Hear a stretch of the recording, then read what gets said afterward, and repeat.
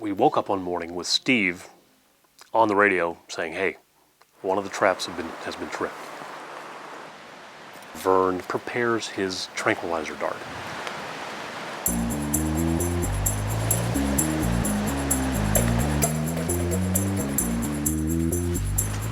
Hurry up.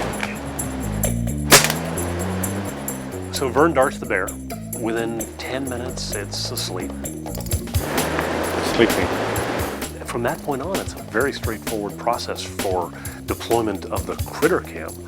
Got collars that are easily adjusted to different size necks, and within a minute or two we can have it down to the right size, and then it's just simply a matter of snapping together a releasing component on the release buckle, and the system is deployed. Is that going to be locked then? That will be locked. Okay, so now we've got the collar on. It's time for Vern to wake the bear up. Within 10 or 15 minutes, that bear is awake again, ready to walk off into the forest.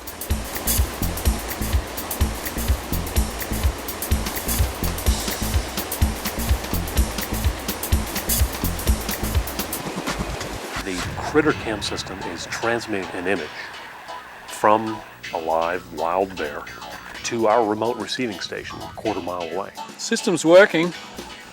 Actually, I saw another bear in the picture.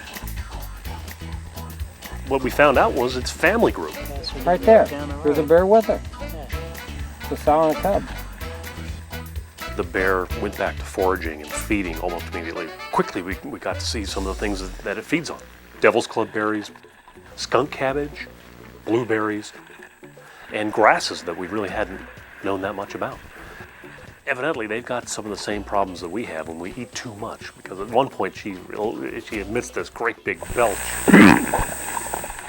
that in some cultures would indicate that she's satisfied. Well, when she gets back together with her family group, they're making noises, they're grunting, they're growling.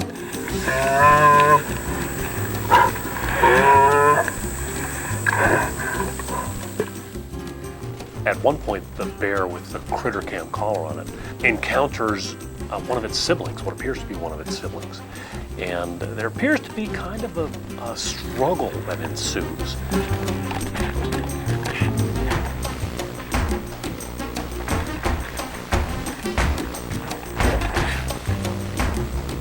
There's a moment of tension there that gets resolved when the other bear backs down and backs off slowly. At one point, she comes to a group of bears, probably her family group, and they're all sort of huddled together and they're taking a nap. She reaches out, she begins to dig herself what's called a day bed.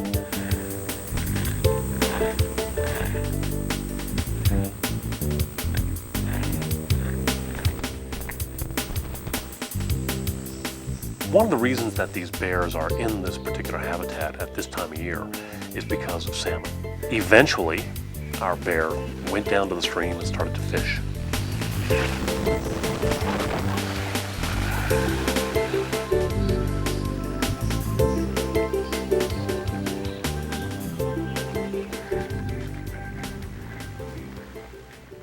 This was a proof of concept pilot project. Will this work? I've set it up to blow the collar at 7 p.m. on the evening of the 24th.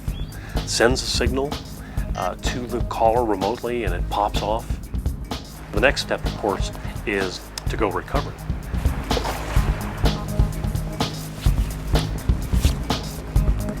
There, right there it is. There it is. I mean, this is a lot of work, but there's a good reason to do it. If we can learn fundamental new things about the behavior and ecology of these animals in their natural habitat, well, we understand them better.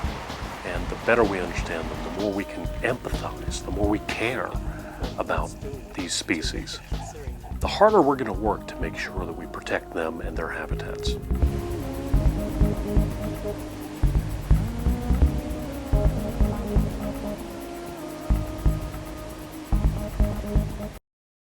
Wild Chronicles is sponsored by National Geographic Mission Programs.